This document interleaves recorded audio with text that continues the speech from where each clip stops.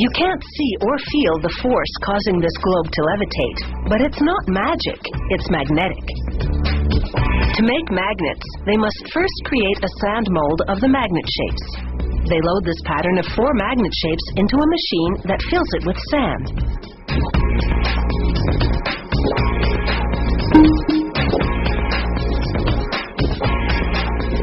They remove the pattern and smooth the surface, dimpled by the machine's lid.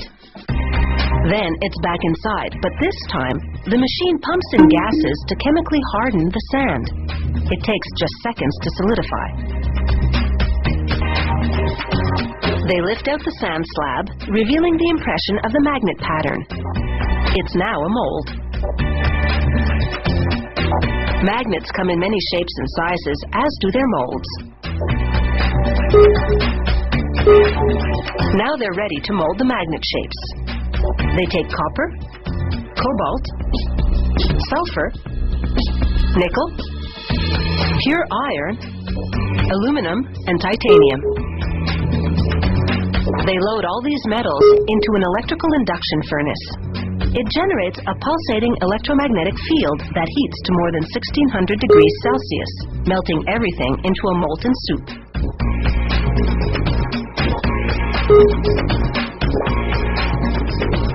They pour it into the sand molds.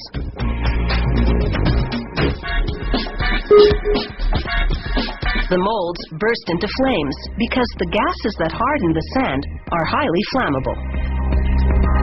They slide the blazing molds to another part of the foundry and knock them to the floor.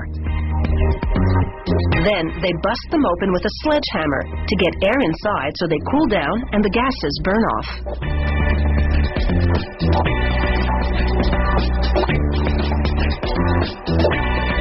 They shovel everything into a bin and sort the metal shapes from the sand chunks using, what else?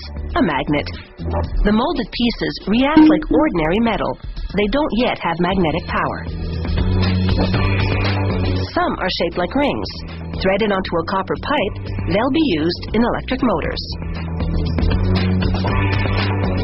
They place the ring-covered pipe in a much larger tube. Then they center it by packing silica sand tightly around it. The sand will hold the rings in position during the next step.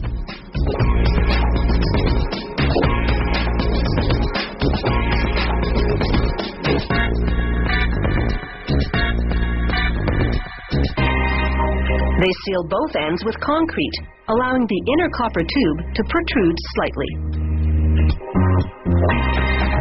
Then it's into another electrical furnace. It heats the tube full of magnet shapes until it's red hot. This primes them to accept an electromagnetic field, which will be delivered by this metal rod. They slide it down the center of the copper pipe and clamp it in place.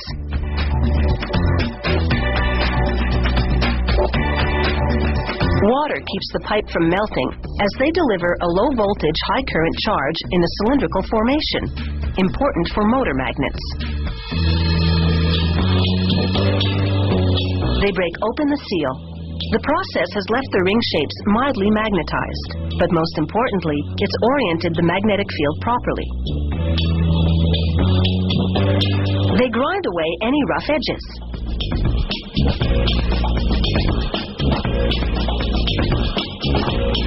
At this point, all magnets are pretty useless.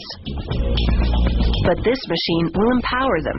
It delivers an electromagnetic charge to the metal, which magnetizes it. The establishment of that weak magnetic field earlier has laid the groundwork for this moment, ensuring that the magnetization is properly oriented.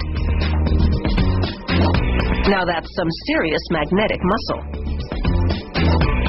In their various forms, magnets continue to exert a lot of pull in our society because their invisible power helps keep so many things running.